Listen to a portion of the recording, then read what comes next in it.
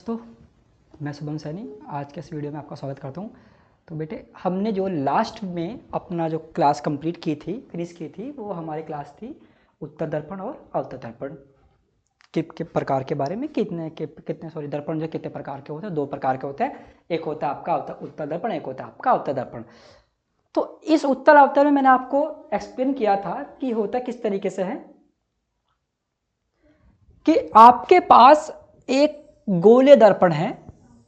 अपनी क्लास यहाँ से स्टार्ट करते हैं कि हमारे पास एक गोले दर्पण है। इस गोले दर्पण को हमने दो भागों में कट कर दिया। क्योंकि टॉपिक क्या था हमारा? कि टॉपिक ये था कि सर दर्पण के बारे में बात कर रहे थे कि दर्पण क्या। तो उससे पहले पता है कि दर्पण होता क्या है। कि दर्पण एक ऐसी वस्तु है जो प्रकाश को परावर्तित करके छवि बनाती है, प्रतिबिंब बनाती है। उस वस्तु को दर्पण कहा जाता है, जिसमें मैंने आपको इसके 4 गुण भी बताए थे।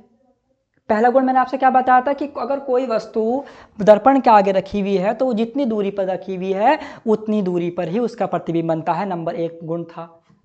दूसरा गुण मैंने आपसे क्या बताया था कि जो भी वस्तु दर्पण के सामने रखी हुई होती है उसकी विपरीत प्रतिबिंब जो है दर्पण में बनता है। विपरीत का मतलब क्या था कि लेफ्ट हैंड साइड, अगर लेफ्ट हैंड आपका है तो राइट हैंड बन जाएगा, राइट हैंड आपका बन जाएगा लेफ्ट हैंड। ये दूसरी क्वालिटी थी। तीसरा गुण आपको क्या बताया था कि अगर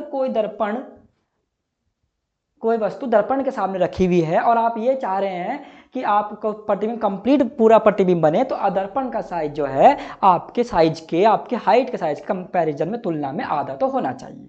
3 गुण थे। चौथा गुण आपको क्या बताया कि दर्पण जो है केवल वस्तु को नहीं दिखाता, वस्तु के पीछे जो भी चीजें हैं उनका भी स्पष्ट प्रतिबिंब बनाता है। स्पष्ट का मतलब क्लियर प्रतिबिंब बनाता है। उसके बाद हम आए थे दर्पण के प्रकार पर कि टाइप्स ऑफ मिरर। तो दर्पण के 2 प्रकार हैं। मैंने आपसे कहा 2 टाइप के प्रकार होते हैं, एक उत्तल होता है, एक आपका अवतल होता है। तो अब हमने यहाँ से कहाँ से डिस्कस करेंगे आगे? अवतल क्या होता है, उत्तल क्या होता है, और कैसे कैसे जो है ये अपना वर्क करते हैं, कैसे कैसे कार्य करते हैं और कैसे कैसे इसको बनाया जाता है। तो समझना टॉपिक को, आगे की बात करते हैं। तो डियर स्टूडेंट, एक गोले दर्पण आपके पास है, स्फेरिकल मिरर गोले दर्पण। इसको आपने 2 भागों में कट कर दिया। जैसे आपने इसको 2 भागों में कट किया तो एक भाग जो अंदर की तरफ को भरा हुआ था उसे कहा गया अवतल, और एक भाग ये वाला बच गया जो बाहर की तरफ को भरा हुआ है, उसे नाम दिया गया उत्तल।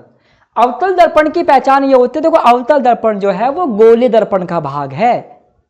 तो तभी कहते हैं कि दर्पण का वो भाग जो अंदर की तरफ को मुड़ा हुआ होता है, बेंड टुवर्ड द इनसाइड, जिसे इंग्लिश में ऐसे तरीके से भी कह सकते हैं कि बेंड टुवर्ड द इनसाइड, जो अंदर की तरफ को मुड़ा हुआ होता है और जिसके पीछे पॉलिश हुई भी होती है, उसे अवतल दर्पण कहा जाता है। अवतल दर्पण,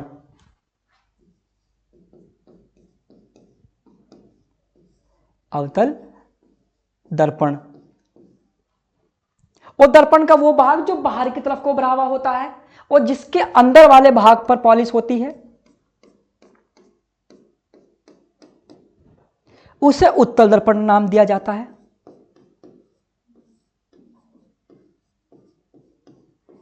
उत्तल की बात करें इसे कहते हैं कॉन्वेक्स, इंग्लिश में कॉन्वेक्स मिरर। इसकी बात करें इसे बोलते हैं कॉनकेव मिरर।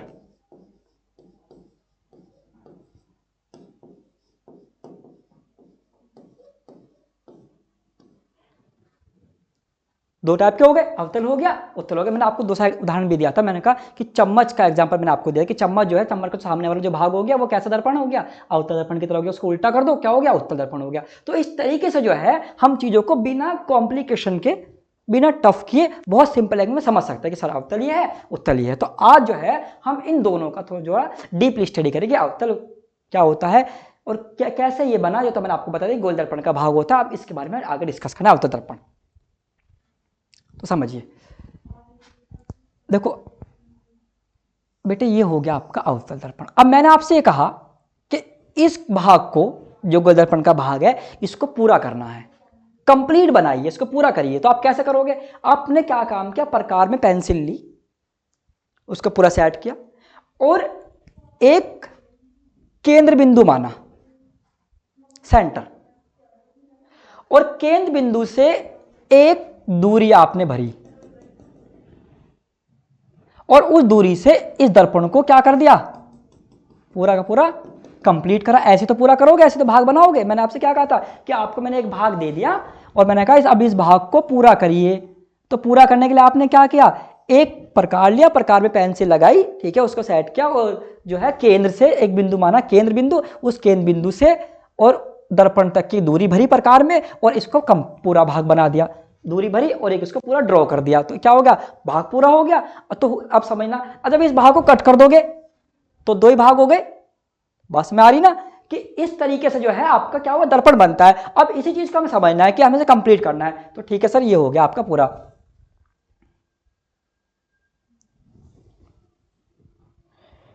कि ये दर्पण है,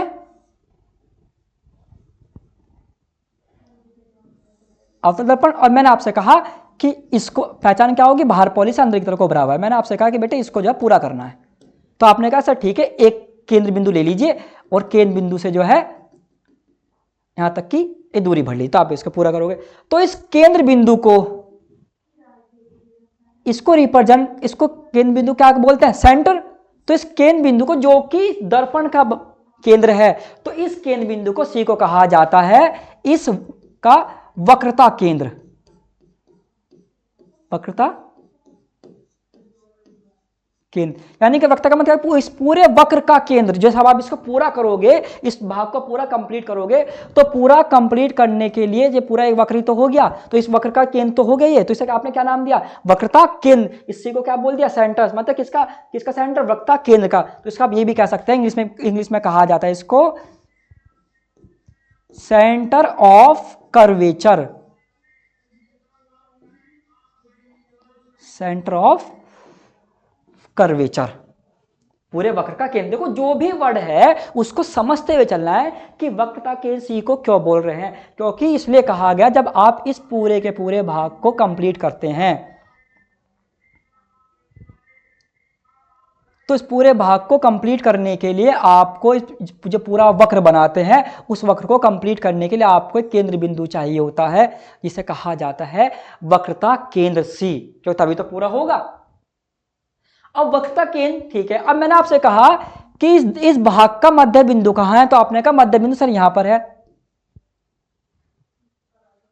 तो दर्पण का मध्य बिंदु जिसको बोलते हैं ध्रुव, पी, जिसको पी से रिप्रेजेंट करते हैं, कैपिटल पी से, ये दर्पण का मध्य बिंदु होगी। ये तो इस पूरे वक्र का केंद्र बिंदु है और पी इस पूरे दर्पण का मध्य बिंदु है। बी मतलब ध्रुव, यानी कि दर्पण का मध्य बिंदु ध्रुव कहलाता है। तो पी क्या हो गया, पोल कहा जाता है, मतलब ध्रुव, पोल। और ये हमें पता है कि जब हम केंद्र बिंदु से उस दर्पण के भाग के मध्य बिंदु तक की दूरी लेंगे, तो वो उस दूरी को लेने से ही ये वक्र पूरा कंप्लीट होगा। जब ये वक्र पूरा कंप्लीट हो तो इसका मतलब क्या हो गया, ये दूरी क्या हो गई आपकी, वक्रता त्रिज्या। इस पूरे वक्र की त्रिज्या, इसलिए इसको नाम दिया गया वक्रता त्रिज्या, यानी कि इसको रिप्रेजेंट करेंगे आर, त्रिज्या ही तो हो गई। इस पूरे वक्र की त्रिज्या सी और पी इतनी दूरी भरोगे तभी तो वक्र कंप्लीट होगा, तभी इसे क्या नाम दिया, वक्रता त्रिज्या। यानी कि आर का मतलब क्या हो गया, वक्रता त्रिज्या, वक्रता त्रिज्या, जिसे कहा जाता है radius of curvature, radius of curvature. ठीक है सर, चीजें हो गई। अब इसके पीछे, वक्रता केंद्र के पीछे हमने एक वस्तु रख दी, ए बी।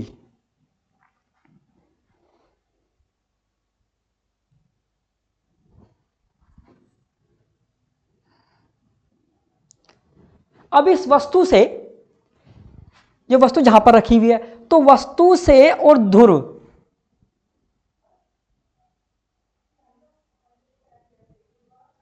वस्तु से ध्रुव तक की दूरी, जिसको पी कह रहे हैं, ध्रुव जो है पी, तो वस्तु से ध्रुव तक की दूरी कहलाती है यू, मतलब वस्तु की दूरी। यानी कि यू का क्या मतलब हो गया,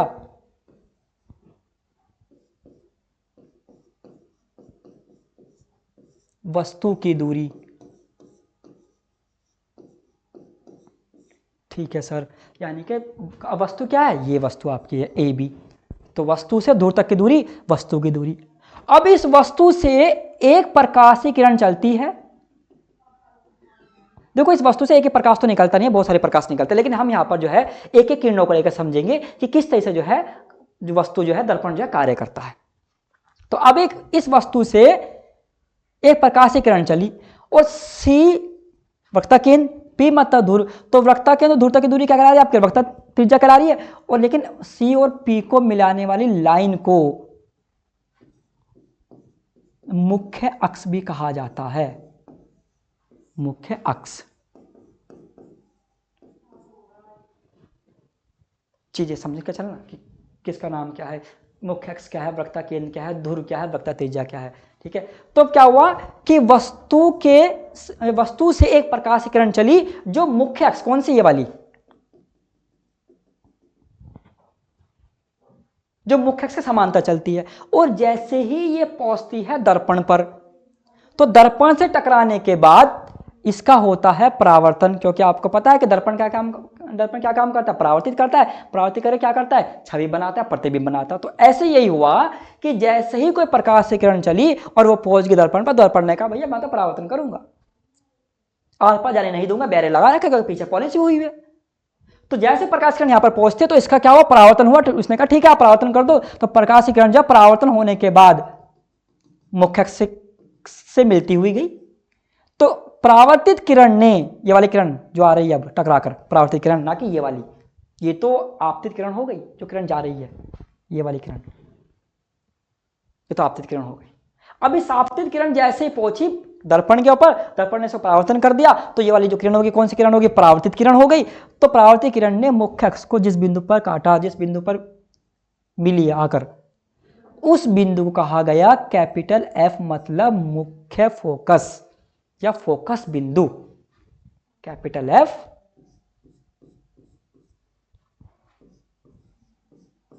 फोकस बिंदु या मुख्य फोकस भी आप इसको कह सकते हैं, फोकस पॉइंट, मुख्य फोकस।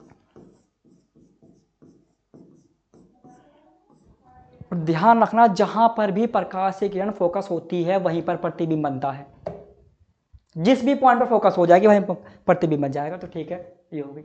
अब यहां पर फोकस हुई तो मान लो प्रतिबिंब यहां पर बन रहा है, तो फोकस बिंदु से ध्रुव तक की दूरी, या जहां पर भी प्रतिबिंब बनेगा, या जहां पर भी प्रतिबिंब बनेगा, चाहे प्रतिबिंब यहां पर बने, एफ पर बने, चाहे प्रतिबिंब एफ के पीछे बने, तो उसी बिंदु से जहां पर प्रतिबिंब बन रहा है, तो उसी बिंदु से ध्रुव तक की दूरी कहलाएगी प्रतिबिंब की दूरी। अब अगर हम ये कहें आपसे कि फोकस बिंदु पर प्रतिबिंब बन रहा है, एक प्रकाश किरण से प्रतिबिंब बन रहा है, तो फोकस बिंदु से ध्रुव तक की दूरी v कहलाती है आपकी प्रतिबिंब की दूरी। यानी कि v का क्या मतलब हो गया सर, v का मतलब हो गया प्रतिबिंब की दूरी।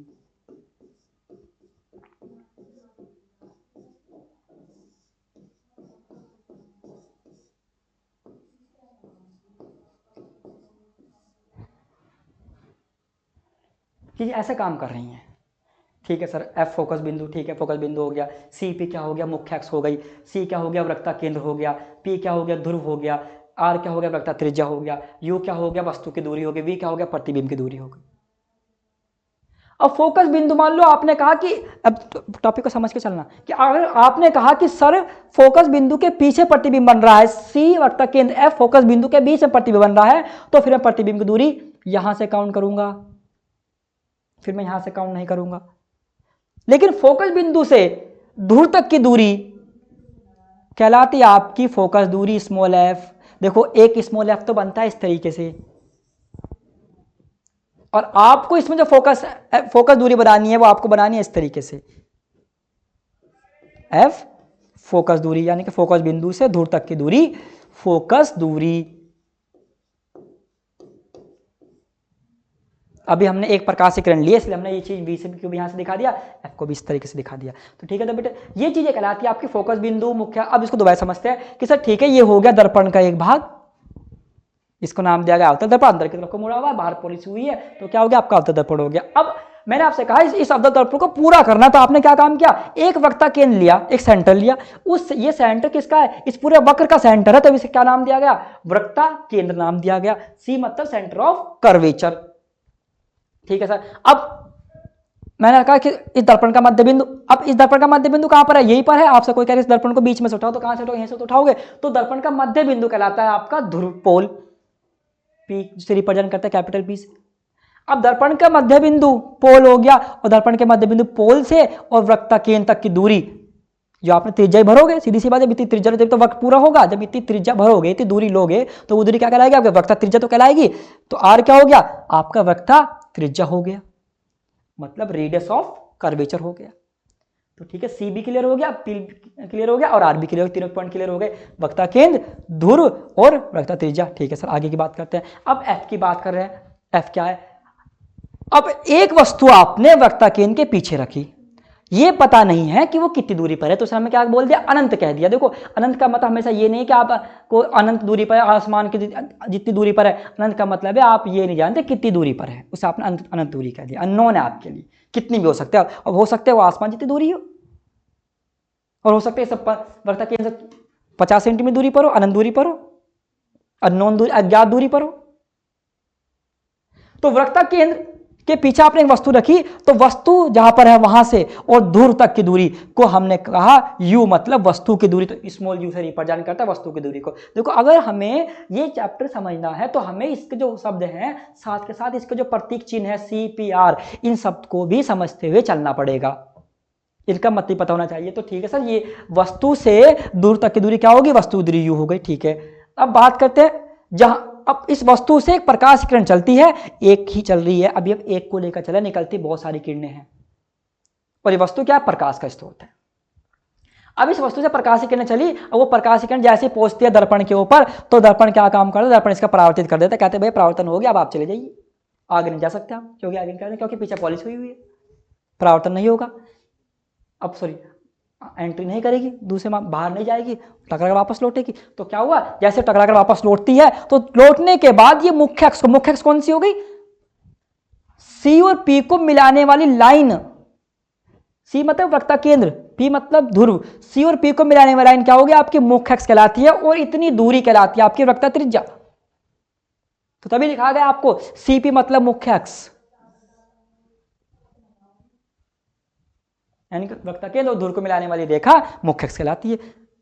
ठीक है, तो क्या हुआ कि जब प्रकाश की किरण जो है, बहुत सारी प्रकाश की किरणों में से एक प्रकाश की किरण जब मुख्य अक्ष के समांतर, मुख्य मतलब सी और पी के समांतर चलती है, समांतर चलने के बाद जब ये दर्पण पर पहुंचती है, तो दर्पण पर होता है इसका परावर्तन। तो परावर्तन के पश्चात ये मुख्य अक्ष को जिस बिंदु पर कट करती है, वो बिंदु कहलाता है आपका फोकस बिंदु, कैपिटल एफ फोकस बिंदु, या मुख्य फोकस भी जिसे कहा जाता है। ये भी ठीक है सर, एफ क्लियर हो गया। अब आगे, अब जहां पर वस्तु फोकस होती है वहां पर प्रतिबिंब बनता है। अगर बहुत सारी किरणें एक पॉइंट पर फोकस हो रही तो वहां पर प्रतिबिंब बनेगा। तो जहां पर फोकस हो रही है, अभी हमने इसमें एक ही प्रकाश किरण लिया, तो हमने एक ही प्रकाश किरण के आधार पर बताया कि फोकस बिंदु यहां पर है, तो फोकस बिंदु से दूर तक की दूरी हो गई। यहां पर फोकस हो तो फोकस जहां पर इमेज बना वहां से, और जहां पर दूर है वहां तक की दूरी। अब प्रतिबिंब जहां पर भी बने, इमेज जहां पर भी बने, तो इमेज से प्रतिबिंब दूर तक की दूरी क्या लाएगी आपकी, प्रतिबिंब की दूरी v मतलब क्या हो गया, प्रतिबिंब की दूरी हो गया। ठीक है सर, अब यहां तक क्लियर हो गया। अब f क्या है, फोकस दूरी, फोकस बिंदु से दूर तक की दूरी, फोकस बिंदु f, और p क्या हो गया, दूर हो गया, तो फोकस बिंदु से दूर तक की दूरी क्या हो गई, फोकस दूरी हो गई। तो ये चीजें इस तरीके से, जिसे आप बहुत टफ कर लेते हैं, कि बहुत ही चीजें बहुत सिंपल फॉर्म में है, सबसे आसान तरीके से चीजों को समझ के चलो, ताकि एग्जाम में किसी भी चीज में गलती ना है। अब इसके साथ एक टॉपिक को समझते हैं, चिन्ह, प्लस कब लगाए, माइनस कब लगाए, सबसे बड़ी दिक्कत होती है चिन्ह की। अब मैं आपको एक बेसिक सिंपल शॉर्ट ट्रिक बता रहा हूं, बहुत ही सिंपल तरीके से, कैसा भी न्यूमेरिकल्स आ जाए आप गलती नहीं करोगे, खास तौर से चिन्ह लगाने में, तो समझ चलना। अगर दर्पण है उत्तल और एक दर्पण है आपका है अवतल, अब हमें इसमें चिन्ह बताने हैं। अब कौन कौन सी चीजें आपके पास है, u वस्तु की दूरी का चिन्ह बताना है, v प्रतिबिंब की दूरी का चिन्ह बताया, v प्रतिबिंब की दूरी है, f फोकस दूरी का चिन्ह बताना है, r वक्रता त्रिज्या का चिन्ह बताना है। इसमें भी ये काम करना है, u v f और r। ठीक है, वैल्यू बताऊंगा, साथ में रीजन बताऊंगा, रीजन किस तरह, क्या रीजन है। अब ठीक है सर, उत्तर बताइए, उत्तर बताइए, तो समझ के चलना बेटे, कि अगर उत्तल है तो u को छोड़ दो, u को तो लगाओ माइनस, बाकी सब का चिन्ह आपको प्लस में लेना है। यही नियम दर्पण के, यही नियम लेंस के हैं चिन्ह लगाने के। उत्तल है तो U नेगेटिव, बाकी सब पॉजिटिव, और अवतल है तो सब निगेटिव।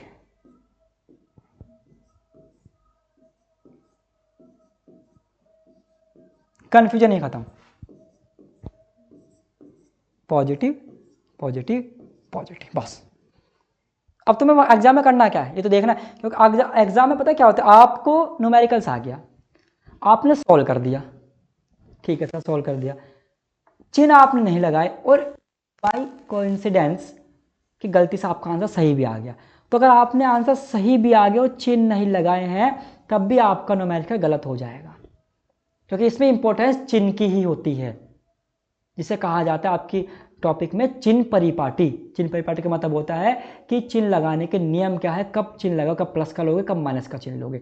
तो अगर अवतल है तो UVFR वस्तु की दूरी, प्रतिबिंब की दूरी, FO का दूरी, कैपिटल वक्ता त्रिज्या, सब क्या लेनी है, निगेटिव लेनी है, सॉरी हाँ निगेटिव लेनी है। और अगर उत्तल है तो UVFR, U को छोड़ दो, बाकी सब पॉजिटिव। अब इसका रीजन समझते हैं क्यों।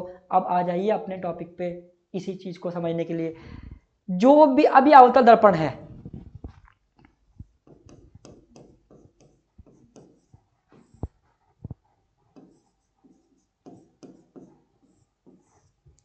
अब आप देख रहे हैं कि अवतल दर्पण में चाहे F हो, चाहे ये वाला F हो, चाहे R हो, चाहे V हो, चाहे U हो, ये सब दर्पण के लेफ्ट हैंड साइड में है, दर्पण के लेफ्ट हैंड साइड में है। जो भी वैल्यू लेफ्ट हैंड साइड में है, UVFR,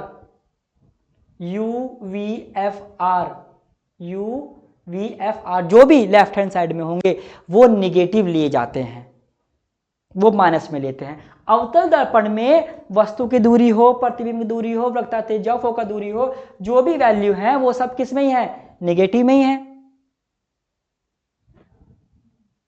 वस्तु हमेशा हमेशा चाहे दर्पण उत्तल हो या अवतल हो लेफ्ट हैंड साइड में ही होते हैं दर्पण के, इसीलिए वो निगेटिव है दोनों में। देख लीजिए उत्तल में भी, इसमें भी और अवतल में भी। ये नहीं है कि एक में प्लस एक माइनस में हो गया, बस कुछ कोई चेंज ही नहीं है, दोनों में सब चीजें। उत्तल में सब प्लस, अवतल में सब माइनस। कभी आपने उत्तल का मैंने आपको समझाया, अवतल का आपको मैंने समझाया, उसके बाद समझाऊंगा उत्तल का, ये सेम प्रोसेस समझाऊंगा आपको उत्तल के लिए भी, ये आपका अवतल के लिए था। तो ठीक है सर, अवतल में UVFR किस में आ गए, निगेटिव में आ गए, जैसा कि चित्र में दिखाई दे रहा है। UVFR किस में है, लेफ्ट हैंड साइड में। क्यों लिए लेफ्ट हैंड साइड में, निगेटिव क्यों लिए, प्लस क्यों नहीं लिए, समझना। जब भी हम दूरी को, समझना, जब भी हम दूरी को प्रकाश के चलने की दिशा के विपरीत दिशा में या उल्टी दिशा में काउंट करते हैं, गिनते हैं, मेजर करते हैं, बस मेरी कि जब भी हम दूरी को डिस्टेंस को प्रकाश के चलने की विपरीत दिशा में मेजर करते हैं, मापते हैं, नापते हैं, तब वस्तु निगेटिव दूरी जो है निगेटिव ली जाती है। कैसे, समझिए। प्रकाश किरण जा रही है इस दिशा में, दूरी दिशा में काउंट कर रहे हैं तो हो गया ना, प्रकाश किरण तो ऐसे गई, दूरी भी ऐसे काउंट करनी चाहिए थी।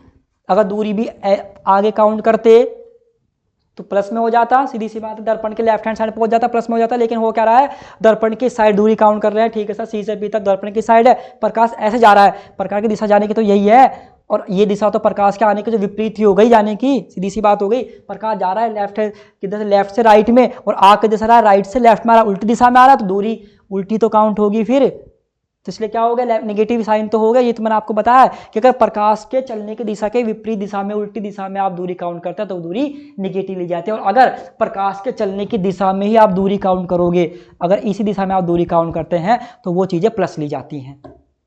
यहाँ पर यही हुआ कि जितनी भी चीजें हैं सब, क्या आप ऐसे समझ लो, जो भी चीजें लेफ्ट हैंड साइड में है वो निगेटिव है, जो भी चीजें पॉजिटिव साइड में और राइट हैंड साइड में पॉजिटिव है। कारण भी मैंने आपको बताया कि नेगेटिव क्यों लिया गया, लेफ्ट हैंड साइड में नेगेटिव क्यों कहा गया, क्योंकि जब प्रकाश, अगर हम दूरी को प्रकाश के चलने की दिशा के विपरीत दिशा में अपोजिट डायरेक्शन में काउंट करते हैं तो उसे निगेटिव लेते हैं, इसी वजह से। ठीक है, अब ये किसका सारा प्रोसेस किसका हो गया, अवतल का हो गया।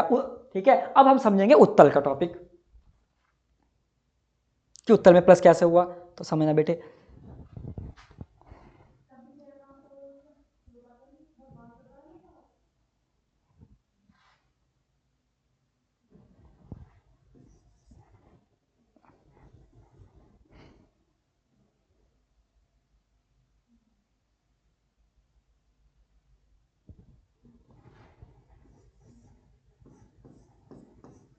उत्तल दर्पण। फिर मैं आपको सिखाऊंगा उत्तल दोनों पढ़ाने के बाद कि दर्पण से प्रतिबिंब बनाने के नियम, प्रकाश के परावर्तन के द्वारा कि दर्पण से प्रतिबिंब बनाने के नियम, कि प्रतिबिंब कैसे बनता है। उसके बाद हम समझेंगे लेंस के बारे में और फिर सीधा हम करेंगे इसके न्यूमेरिकल के बारे में, क्योंकि ये हमारा इंपॉर्टेंट टॉपिक है। देखो उत्तल दर्पण क्या बता दो उत्तल दर्पण के बारे में कि गोले दर्पण का वो भाग, गोले दर्पण का, क्योंकि गोले दर्पण के भाग हैं ये, गोले दर्पण का वो भाग जो बाहर की तरफ को उभरा हुआ होता है और जिसके अंदर पॉलिश होती है, उसे क्या कहा जाता है? उत्तल दर्पण कहा जाता है। अवतल नहीं, उत्तल दर्पण। अवतल तो गोल दर्पण का वो भाग है जो अंदर की तरफ को मुड़ा हुआ होता है, जिसके पीछे पॉलिश होते हैं, वो अवतल दर्पण होता है। और उत्तल गोल दर्पण का वो भाग है जो बाहर की तरफ को उभरा हुआ होता है, जिसके अंदरूनी भाग पर, इंटरनल पृष्ठ पर, इंटरनल सरफेस पर पॉलिश हुई होती है, उसे बोलते हैं उत्तल दर्पण, जिसको कहा जाता है कॉन्वेक्स मिरर।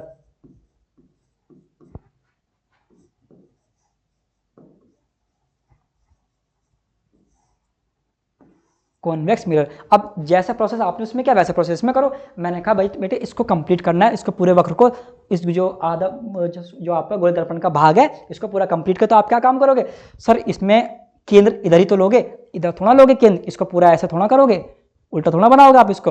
कंप्लीट तो इसमें इसी तरफ ही होगा। तो वक्रता केंद्र ले लिया सी, इसका मध्य बिंदु हो गया पी, तो इसका सी इधर हो गया, क्या नाम दिया इसको? वक्रता केंद्र, वक्रता केंद्र। तो ठीक है सर, अगर मुझे इसको कंप्लीट करना है तो मैं ऐसे ही तो कंप्लीट करूंगा, तो इसका सेंटर तो राइट हैंड साइड में होगा जैसे पहले वाले। और पहले वाले पार्ट में क्या था अवतल में? सेंटर कहाँ था? लेफ्ट हैंड साइड में था। इसको कंप्लीट करते, इसको ऐसे कंप्लीट करते, ठीक है। और इसमें क्या है उत्तल में कि दर्पण इस साइड आपको लेना पड़ेगा, ठीक है सर। तो याद है, यह बात क्लियर हमारे हो गई। अब आगे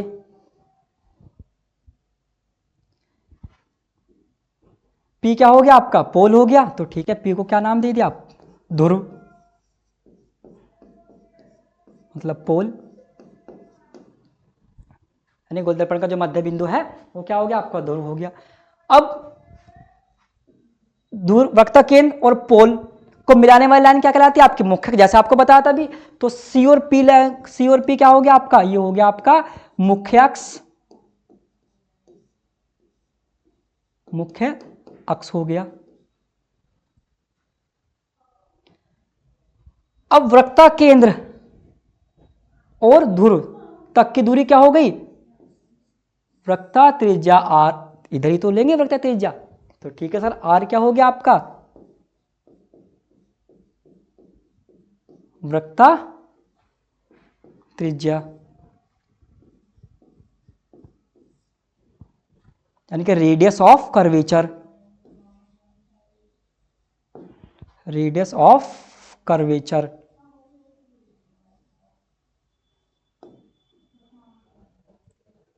ठीक है सर। अब जब इसमें अंदरूनी पार्ट में पॉलिश हुई हुई है, तो इसमें जो है हम जो वस्तु रखते हैं वो वस्तु रखी जाती है दर्पण के पीछे। अब जब यहां से प्रकाश की किरण चलती है, वो भी मुख्य समांतर होती है, वस्तु हो गई ए बी, तो ये दूरी कहलाती है यू, दूर तक की दूरी, वस्तु की दूरी। वो देख रहे आपने कि लेफ्ट हैंड साइड में आ गई, ठीक है। जब लेफ्ट हैंड साइड में आ गई तो कैसे लेंगे आप? इसको नेगेटिव लेंगे। इसी वजह से उत्तल में यू कैसा है? नेगेटिव है। अब जब प्रकाश की किरण चली, जैसी वो पहुंची दर्पण पर, जिसके अंदरूनी भाग पर तो पॉलिश है, तो सीधी अंदर तो जाने देगा नहीं। अब तो प्रकाश की किरण जो है जिस पॉइंट पर गिरती है उसी पॉइंट से क्या हो जाता है? परावर्तन हो जाता है। तो उसी पॉइंट से जो है ये वापस लौट जाती है। और हमें यह आभास होता है कि जैसे प्रकाश की किरण जो है ये अंदर से बाहर आ रही है, आभास होता है। जब आप बाइक चला रहे होते हैं, कार चला रहे होते हैं, तो जो साइड मिरर है उसमें से, साइड मिरर में से आपको गाड़ी जो है बाहर आती हुई प्रतीत होती है, जबकि रियलिटी में क्या है, वो तो पीछे से आ रही है। दिखाई क्या दे रहा है, आभास क्या हो रहा है कि अंदर से बाहर की तरफ को निकल कर आ रहे हैं। तो यही बात इसमें दिखाई गई डायग्राम में कि जैसे प्रकाश किरण मुख्य अक्ष के समांतर चली वो दर्पण पर पहुंचती है तो यहां से टकरा कर परावर्तित हो जाती है और हमें यह आभास होता है कि जैसे प्रकाश किरण जो दर्पण के अंदर से आ रही है। और जब इसी लाइन को पीछे की तरफ को बढ़ाते हैं, बढ़ाने के बाद जिस बिंदु पर कट करती है वो बिंदु कहलाता है आपका फोकस बिंदु। यहीं पर इमेज बन गई तो इसका वी क्या हो गया, राइट हैंड साइड में हो गया। चीजें जितना सिंपल करके चलोगे उतनी चीजें आपको समझ में आ जाएंगी। ठीक है, तो मैंने क्या कहा आपसे कि ठीक है, मुख्य अक्ष के समांतर चली, जैसे ही पहुंची दर्पण पर, टकराने के बाद इसका परावर्तन हो गया। तो ये लाइन किसकी हो गई, परावर्तन की हो गई। ठीक है सर, परावर्तन हो गया। और जब इस लाइन को आपने पीछे की तरफ को बढ़ाया तो जिस पॉइंट पर कट करा वो पॉइंट कौन सा हो गया, फोकस बिंदु हो गया, यानी कि कैपिटल एफ क्या हो गया, फोकस बिंदु हो गया। फोकस बिंदु। और हमें यह आभास हुआ कि जैसे ये लाइट जो है दर्पण के अंदर से आ रही है। आभास होता है, गाड़ी आप चला रहे हैं, ऐसा लगा शीशे में देखकर, मिरर में देखकर, दर्पण में देखकर कि जैसे गाड़ी जो है अंदर से बाहर की तरफ को आ रही है। तभी तो उत्तर दर्पण में, उत्तर दर्पण बाइकों में उत्तर दर्पण का यूज करते हैं, अवतर दर्पण का यूज नहीं करते, क्योंकि अवतर दर्पण में ऐसा नहीं होता है जैसा उत्तर दर्पण में हो जाता है कि इमेज बाहर की तरफ को नहीं आती। अभी समझेंगे नियम किस तरह प्रतिबिंब बनता है और कहाँ कहाँ प्रतिबिंब बनता है। और जो टेबल आपको बताते हैं कि टेबल बनानी पड़ती है, वो टेबल किस तरह से बनती है वो भी सिखाया जाएगा बहुत सिंपल तरीके से। यहाँ तो बात क्लियर हो गया। अब U, अब फोकस, अगर मान लो एक ही प्रकाश किरण निकलती तो बहुत सारी है, एक ही प्रकाश किरण है तो फोकस दूरी हो गया। हम एक प्रकाश किरण को लेकर चल रहे हैं, फोकस दूरी हो गई। ठीक है, अब बात तो समझने में आगे।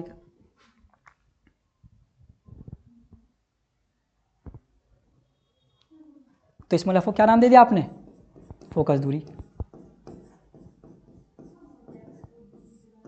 फोकस दूरी स्मॉल एफ। ठीक है सर, हमने कह दिया स्मॉल एफ है।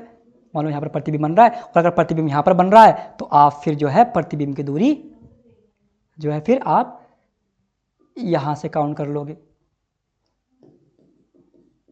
और फोकस बिंदु से और दूर तक की दूरी फोकस दूरी हो जाएगी। बात है तो क्लियर होगी। ठीक है सर, अब हमें इसमें दिखा U केवल लेफ्ट हैंड साइड में, तो ठीक है U तो निगेटिव हो गया।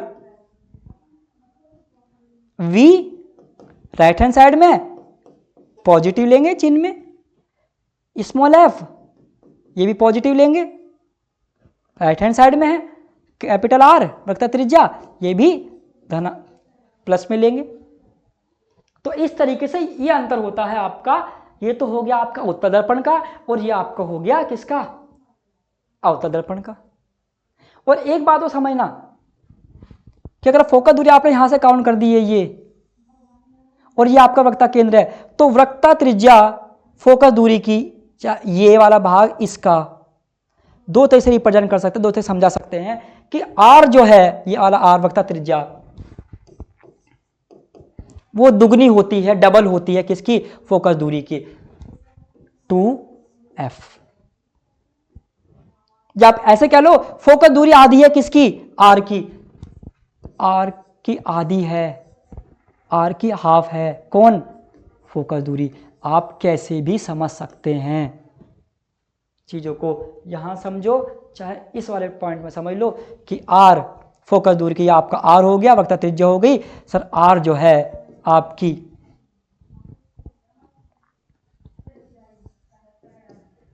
डबल है, आर जो है डबल है किसका, फोकस दूरी का, तो 2f।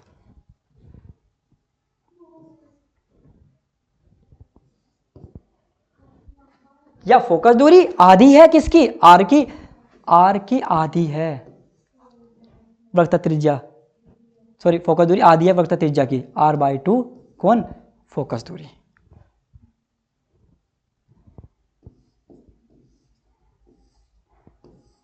ऐसे जो है चीजें काम करती हैं।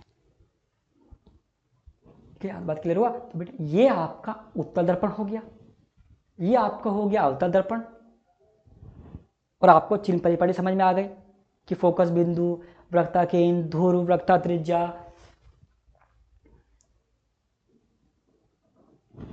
और इसमें भी क्लियर चीज़ हो गई कि आर क्या है, एफ और डबल कब होगी और किस तरह से आधी होती है कि वक्रता त्रिज्या जो है दुगनी होती है फोकस दूरी की, और फोकस दूरी जो है आधी होती है वक्रता त्रिज्या की। आप ऐसे भी समझ सकते हैं।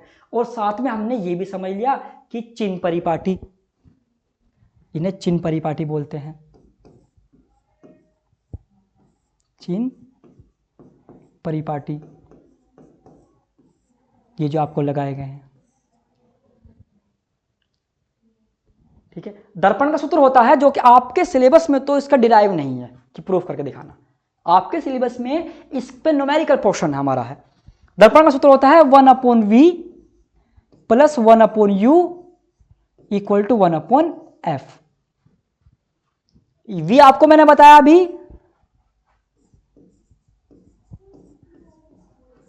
दर्पण का सूत्र,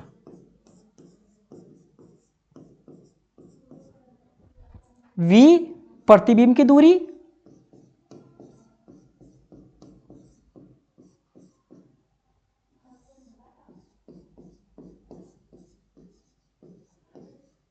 प्रतिबिंब की दूरी, u वस्तु की दूरी,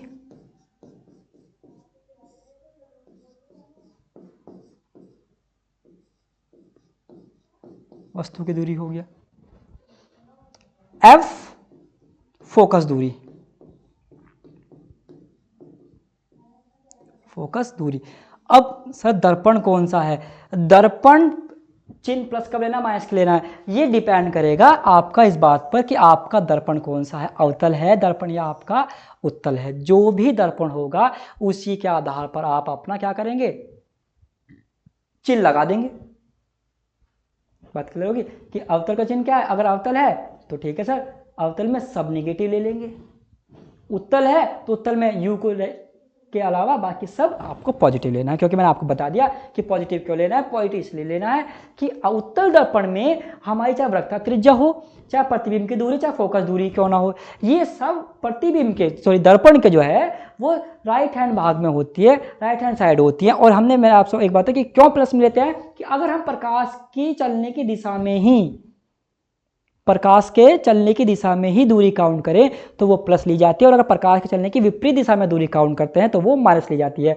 उत्तल दर्पण वाले पार्ट में हमने यू जो लिया वो नेगेटिव लिया, क्यों लिया, क्योंकि इसी परिस्थिति में जब हमने दूरी काउंट करी वस्तु की, वो प्रकाश के जाने की दिशा तो ये थी और आने की दिशा ये है, तो इसके विपरीत दिशा में काउंट है, इसके उल्टी दिशा में, तो इसलिए यू को नेगेटिव लिया, बाकी सब उसी दिशा में है तो ये प्लस लिए गए। तो ये चीजें चेंजिंग आ जाती हैं उत्तल दर्पण में और अवतल दर्पण में। अब जब चीजों में चेंज आ गया तो प्रतिबिंब बदल जाता है। तो अगले पीरियड में हम अब प्रतिबिंब, पहले प्रतिबिंब समझ कितने प्रकार का होता है इसका।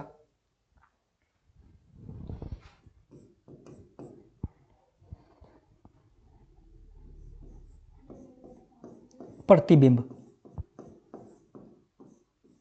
बिंब की जो छवि बनती है, वस्तु बिंब, बिंब को वस्तु कहा जाता है, उसे प्रतिबिंब कहते हैं।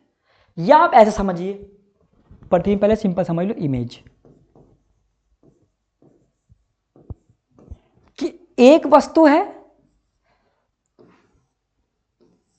उसके सामने दर्पण है, अब इस वस्तु से प्रकाश की किरण चली और चलने के बाद वो प्रकाश की किरण जो है दर्पण पर के बिंदुओं पर फोकस हो गई, तो इन फोकस बिंदुओं को प्रतिबिंब कहा जाता है, क्योंकि और यही फोकस बिंदु मिलकर ही तो बिंब का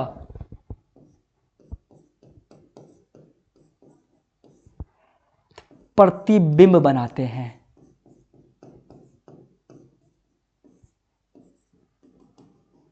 बिंब का ही प्रतिबिंब बनाते हैं। इससे जितनी भी प्रकाश की किरणें चलेंगी वो दर्पण के विभिन्न बिंदुओं पर, अलग अलग बिंदुओं पर जाकर फोकस हो जाते हैं, वो फोकस बिंदु मिलकर ही बिंब का प्रतिबिंब बना देते हैं। वे फोकस बिंदु ही क्या कहलाते हैं, आपके प्रतिबिंब कहलाते हैं। इससे इमेज बनती है। अब इमेज दो टाइप की बनती है। पहली इमेज बनती है वास्तविक, एक होती है वास्तविक इमेज, वास्तविक प्रतिबिंब।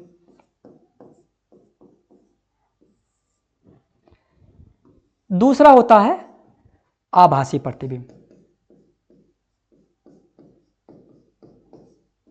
जिसे कहा जाता है वर्चुअल। और इसे कहा जाता है रियल। ठीक है, तो स्टूडेंट अगला हमारा जो क्लास होगी उसमें हम 3-4 चीज़ों पर डिस्कस करेंगे। पहला क्या डिस्कस करेंगे सर, आभासी प्रतिबिंब क्या होता है, और आभासी प्रतिबिंब के साथ साथ हम ये भी समझेंगे इसका उदाहरण क्या है कि कौन सा प्रतिबिंब आभासी प्रतिबिंब है। और हमें ये भी तो सीखना है कि अवतल दर्पण कैसा प्रतिबिंब बना, उत्तल दर्पण कैसा प्रतिबिंब। अभी तो हमने उनके बारे में समझा कि वक्ता केंद्र क्या है, क्या क्या काम करता है। अब कई बातें भी रह रही हैं कि अब प्रतिबिंब क्या है, कि प्रतिबिंब आभासी प्रतिबिंब है तो इसकी पहचान क्या है, प्रतिबिंब वास्तविक है तो इसकी पहचान क्या है, और कौन सा दर्पण आभासी प्रतिबिंब बनाता है, कौन सा दर्पण वास्तविक प्रतिबिंब बनाता है। और कभी कभी आपसे एग्जाम में जो न्यूमेरिकल देंगे वो दर्पण के में आपको प्रतिबिंब की दर्पण के बजाय वो कह देंगे कि न्यूमेरिकल तो दर्पण का ही होगा, लेंस का नहीं होगा, कि एक दर्पण है जो आभासी प्रतिबिंब बना रहा है, उसी के आधार पर आपको चिन्ह लगाने होते हैं, प्लस का या माइनस का।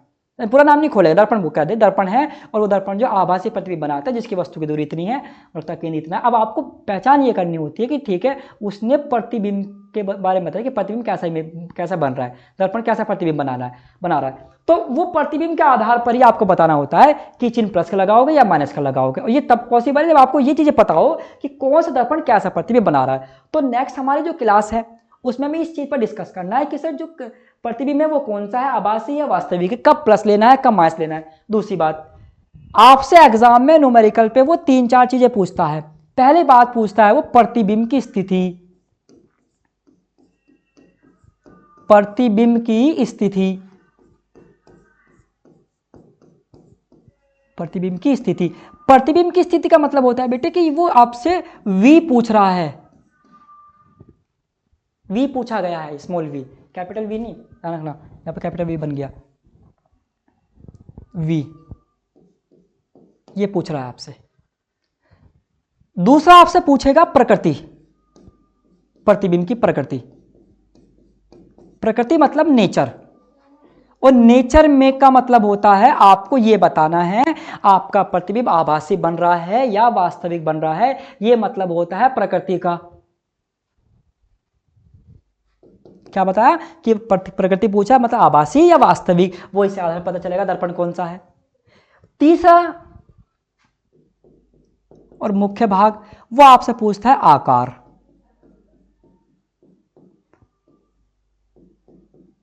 साइज यानी कि हाइट, किसकी, प्रतिबिंब की, प्रतिबिंब का आकार।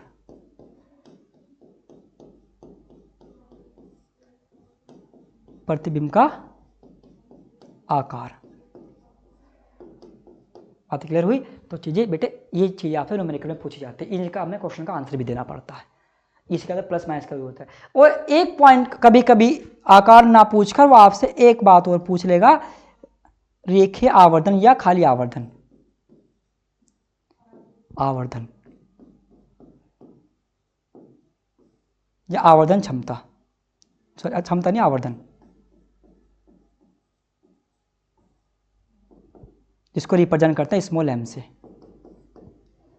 ये चीजें पूछता है आपसे। तो एग्जाम में ये 4 चीजें में से कोई सी 3 चीज आपसे एग्जाम में पूछता है, चारों नहीं पूछ सकता क्योंकि आकार पूछ लेगा तो, क्योंकि आकार और आवर्धन का आपस में संबंध होता है। क्या संबंध होता है, हमारा जो नेक्स्ट क्लास है उसमें इस चीज को समझेंगे संबंध क्या होता है। तो ये इनमें से कोई सी भी 3 चीज आपसे पूछ रहा है, प्रकृति पूछ रहा है, प्रतिबिंब की स्थिति पूछ रहा है तो वी निकालना है, प्रकृति पूछ रहा है तो आपको नेचर बतानी है, आकार पूछा मतलब आपको हाइट बताना है, प्रतिबिंब का हाइट बतानी है, रेखा उधर पूछा मतलब आपको एम बताना है। ठीक है, उसी के आधार पर आपको चिन्ह लगाने और चिन्ह के आधार पर आपको प्रकृति बतानी है। ठीक है, तो शायद इस क्लास में हमने डिस्कस किया, अगले में जो है हम इन टॉपिक पर डिस्कस करेंगे कि प्रतिबिंब कौन सा प्रतिबिंब कैसा, जो कौन सा दर्पण जो कैसा प्रतिबिंब बनाता है। ठीक है, तो ठीक है, आज के लिए इतने, बाकी नेक्स्ट क्लास में होगा। Thank you very much.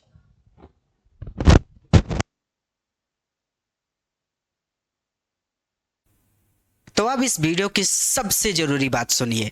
अगर आप अपना कंप्लीट कोर्स चाहते हैं कि भैया हमको हमारा कंप्लीट कोर्स मिल जाए, जो भी सब्जेक्ट हम पढ़ रहे हैं उसके कंप्लीट वीडियो लेक्चर एक तरफ से शुरू से लेकर के अंत तक पूरे वीडियो लेक्चर हमको मिल जाएं। अगर आपको अपना कंप्लीट कोर्स चाहिए प्लस आप चाहते हैं कि आपको बने बनाए नोट्स भी मिल जाएं, हमको नोट्स भी ना लिखना पड़े, तो इस सुविधा के लिए, क्योंकि YouTube पर कंप्लीट कोर्स उपलब्ध कराना बिल्कुल भी संभव नहीं है, क्योंकि नोट्स अपलोड करने की कोई सुविधा YouTube पर नहीं है। अब अगर आपको अपना कंप्लीट कोर्स चाहिए वीडियो लेक्चर प्लस नोट्स के साथ, तो आप हमारा डिजायर पॉइंट ऐप डाउनलोड कर लीजिए। ऐप का लिंक इस वीडियो के डिस्क्रिप्शन में है। उस लिंक पर क्लिक करके आप प्ले स्टोर से ऐप को डाउनलोड कर सकते हैं, या फिर आप प्ले स्टोर पर डिजायर पॉइंट लिख कर सर्च कर सकते हैं। ये चैनल का लोगो है। प्ले स्टोर पर ऐप आ जाएगा। ऐप को आप प्ले स्टोर से डाउनलोड कर सकते हैं। ऐप को अपने फ़ोन में डाउनलोड करने के बाद आपको ऐप पर अपना रजिस्ट्रेशन कर लेना है, यानी अपना नाम, गांव, सारा डिटेल भर के अपना रजिस्ट्रेशन करके अपना अकाउंट बना लेना है। और जो अकाउंट बनाइएगा उसका पासवर्ड ज़रूर याद रखिएगा, क्योंकि पासवर्ड अक्सर बच्चे भूल जाते हैं। तो अपना पासवर्ड बना लेना है, अपना अकाउंट बना लेना है, रजिस्टर कर लेना है, और ऐप पर आपको वीडियो लेक्चर मिल जाएंगे प्लस नोट्स मिल जाएंगे। रिकॉर्डेड बैचेस के साथ साथ लाइव बैचेस भी अगर स्टार्ट हो रही होंगी तो वो भी आपको मिल जाएंगी, यानी ऐप पर आपको सारी सुविधा मिल जाएगी। कंप्लीट कोर्स मिल जाएगा, डाउट सेशन मिल जाएगा लाइव क्लासेस के दौरान, और आपको नोट्स मिल जाएंगे, यानी आपकी पढ़ाई पूरी तरह से हो सकेगी, कोई दिक्कत आपको नहीं होगी। और अभी भी अगर कोई दिक्कत है तो आप हमसे कांटेक्ट कर सकते हैं। हमसे कांटेक्ट करने के लिए ये हमारा नंबर है, आप हमको कॉल या व्हाट्सएप पर मैसेज कर सकते हैं। हमारा नंबर है 9129 28 63 65। इस नंबर पर आप हमसे कॉल या फिर व्हाट्सएप पर मैसेज करके सहायता प्राप्त कर सकते हैं। हम आपकी पूरी मदद करेंगे। धन्यवाद।